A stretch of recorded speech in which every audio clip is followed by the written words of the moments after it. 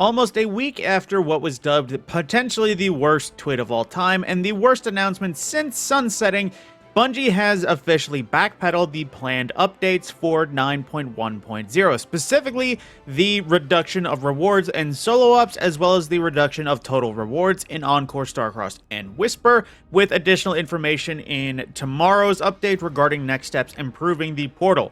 Now, this is overall a win for the community because something that the community hated is not going to be changed anymore. However, there is some stipulations in a lot of the comments that is important to note. Like Mactus said right here, this is good, but now they are back to where we started. We would love to see this momentum carried forward in the upcoming TWID and increased reward for engaging activity variety, plus ways to speed up the power grind through hard content like raids.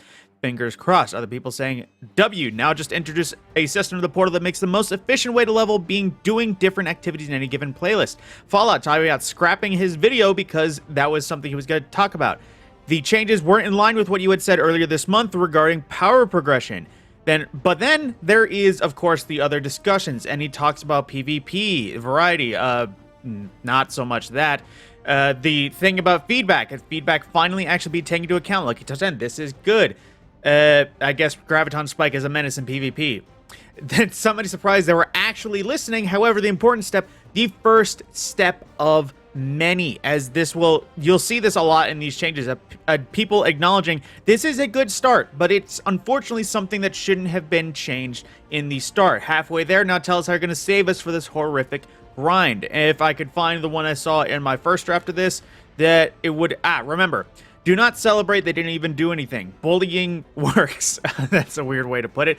But in the end, there's a lot of people that accept this is a good change. However, there's a lot of people that say at the start, this shouldn't have been a change to start in the first place. And unfortunately, I am under the vast opinion that it is a good change that this backpedal happened. However, there is much more to be done.